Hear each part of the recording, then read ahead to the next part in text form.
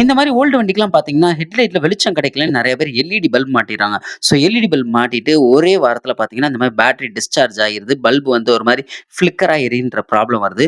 So இதுக்கு என்னன்னு பார்த்தீங்கன்னா, நம்ம எல்இடி பூஸ்டர் டைப் சிஸ்டம் ஒண்ணு ஆல்ட்ரேஷன் பண்ணியிருக்கோம். அது என்னன்னு பார்த்தீங்கன்னா, மேக்னெட் காயில வைண்ட் பண்ணிட்டு, இதற்குரிய யூஸ் பண்ணியிருக்க R1 பார்த்தீங்கன்னா, ஒரு பஜாஜ் டைப்ல போட்டிருப்போம். இது வந்து ஒரு ஃபுல் வேவ் சிஸ்டம் சொல்லுவோம்.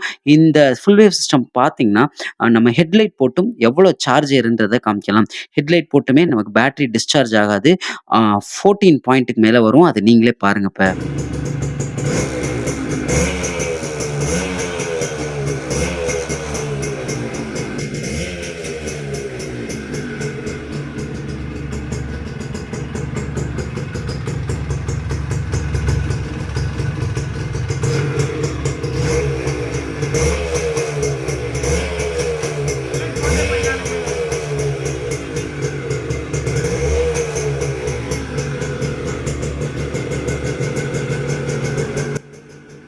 ஆல்ட்ரேஷன் எந்தெந்த வண்டிக்கு பண்ணிக்கலாம்னு பார்த்தீங்கன்னா, நம்ம 3 கோர் வரக்கூடிய ஸ்ப்ளெண்டருக்கும், மேக்ஸ் 100Rக்கும் பண்ணலாம். பஜாஜ்ல வரக்கூடிய ஒரு சில இந்த 3 கோர் வண்டிகளுக்கும் இந்த ஆல்ட்ரேஷன் பண்ணலாம்.